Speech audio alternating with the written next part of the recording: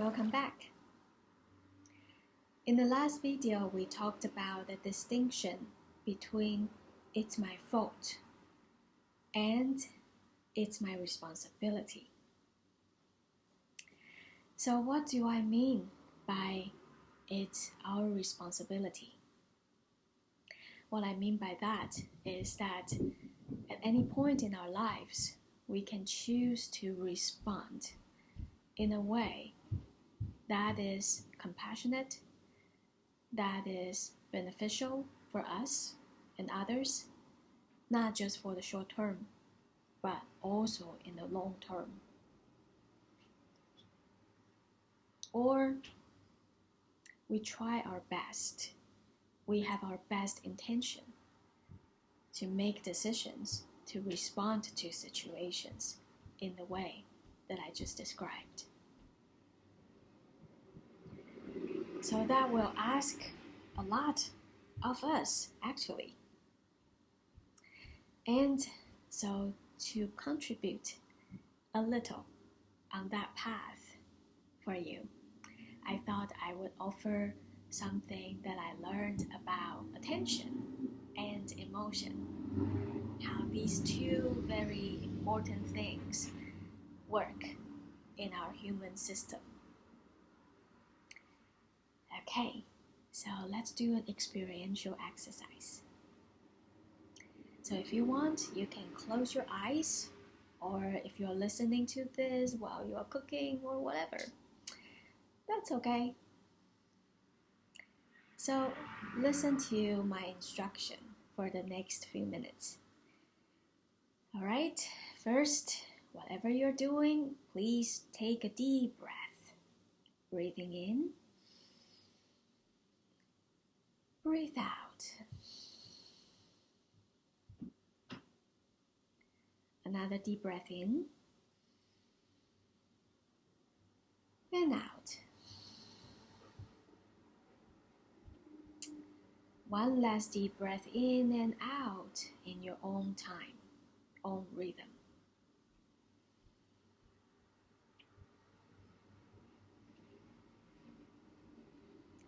Okay, so now I would like you to pay your attention to your right knee. Yes, pay your attention to your right knee. Bring your attention to your right knee. What's inside of your right knee? What's outside or around your right knee? Bring your attention and your awareness to your right knee. Right knee. Attention to the right knee. All right, now the next thing I'm going to ask you to do is bring your attention to your left elbow. Bring your attention to your left elbow. Bring your attention to your left elbow. What's inside your left elbow? What's around your left elbow? Bring your attention to your left elbow. So what have you found? I'm guessing that when I asked you to pay your attention to your right knee, it was kind of like a spotlight. Boom, it's on your right knee. And you probably didn't pay too much attention or didn't even remember other parts of your body unless it was in pain. Otherwise, when I say pay attention to your right knee, it's like a spotlight and you forget about the rest for that moment. And likewise, I guess when I ask you to then pay attention to your left elbow, again, it worked like a spotlight. It was on your right elbow. And even though a few seconds ago, you were just paying attention to your right knee, but then when I say now shift it to your left elbow, then you probably kind of forgot about your right knee. So that's how our attention works. Alright, if that one is noted, let's switch on. How about our emotions? So, similarly, take a few deep breaths. One more.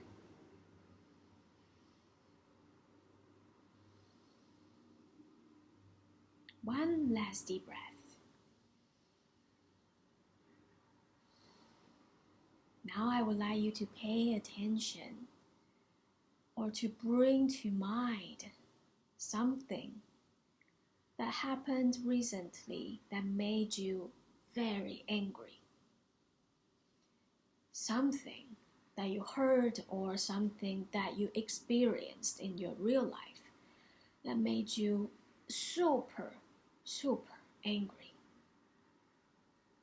Bring to mind and pay your attention to your anger. And notice when you are paying attention to your anger, when you are remembering your anger, pay attention to how it manifests in your body, how anger shows up in your body. Try to remember the different scenarios, or that one scenario that made you just super angry. How does it make your body respond? How does it make your mind react or respond? What kind of storylines are going on in your mind when you're very angry? What kind of thoughts is happening when you are angry?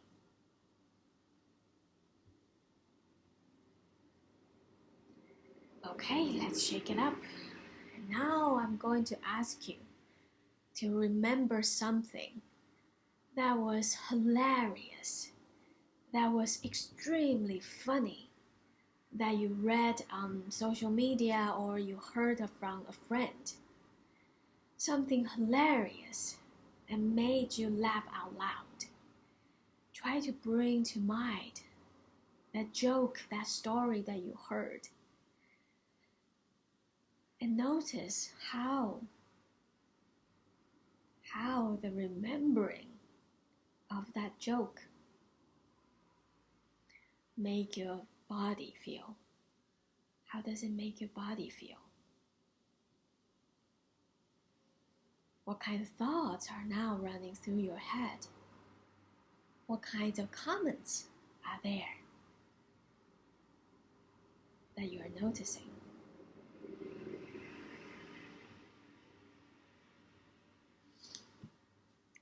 So you can open your eyes if they were closed. So what was your experience? So I imagine similar to the first exercise, when you were paying attention to remember the angry thoughts, the thing that made you super angry. There were a set of things happening in your body, in your mind, that were in the focus, under the spotlight. And for some, in the body, it may feel like tightness in stomach, tightness in the chest, or holding the fist tightly. And for some, what may show up in the mind may be some name calling, some judgment, some how dare you, and some even imagination about revenge. So that's things that people, human beings, usually have their focus on when they are experiencing anger.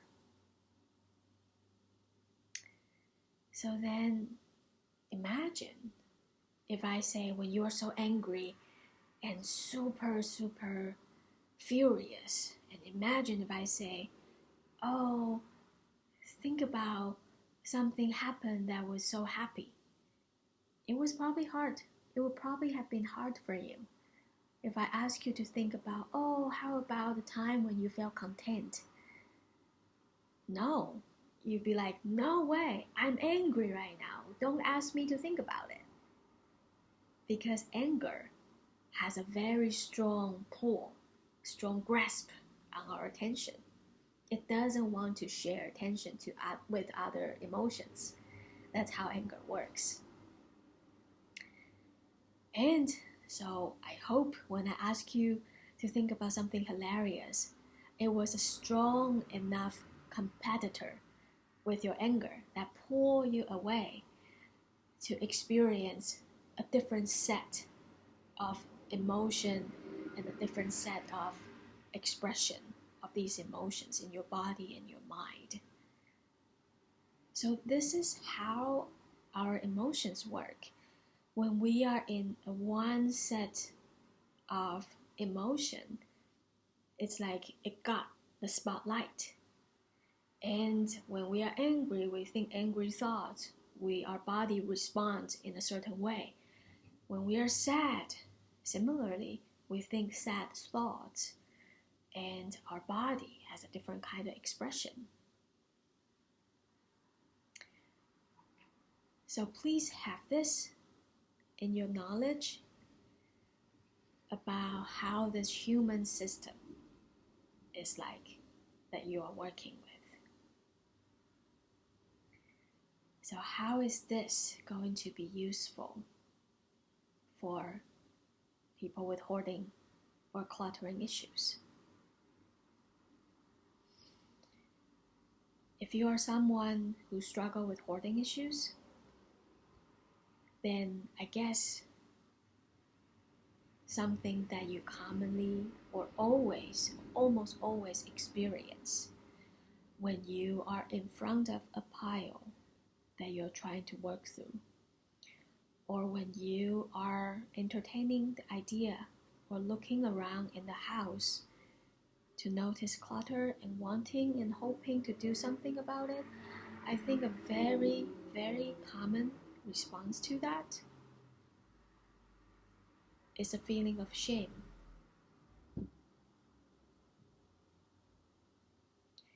So when we feel ashamed, it's a very, very powerful emotion. Just like anger, it has its own set of expression in our mind, in your body. In our mind, we may be judging ourselves, name-calling ourselves. In our body,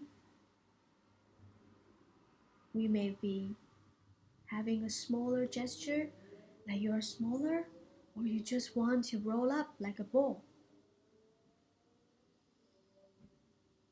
Shame is a very powerful emotion that a lot of people with hoarding issues experience. And similarly, fear or feeling threatened, thinking about potentially letting go of an item usually triggers fear or feeling threatened. And that has its own set of expression in our body and in our mind.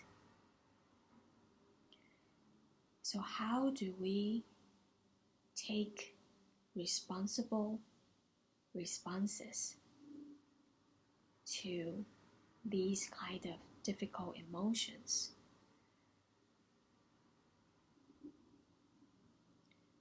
The starting point that I would suggest is to do exactly what we just did for anger and for something that was hilarious. So next time, when you have the thought about your clutter or hoarding issue, and if you notice there is something that feels uncomfortable, before you do the usual way, which for many people is distract themselves and do something else to distract, to avoid, before you engage in the habitual or the usual way. See if you can stick with it. Stick with the discomfort. Ask yourself, name the feelings that you are experiencing, or name the bodily sensations that you are experiencing, or name the kind of thoughts that are running around in your mind. Name it. Name it. And when you name it, can you see those things are like a product of your mind? Can you even pull it out? Wow. Look at your name calling. Wow. Wow. My name calling is fierce. And look at maybe the tightness or feeling bad about yourself and your body. Wow, pull it out and look at it. Wow, I feel so bad about myself when I experience shame. I feel so ugly, so worthless when I experience shame. And remind yourself, your feelings are just something that you are paying attention to, or something that's pulling all of your attention strongly in that moment. It's not the whole of you. It's not the whole truth. As uncomfortable, as difficult as they are not the whole truth. They are not the whole of you.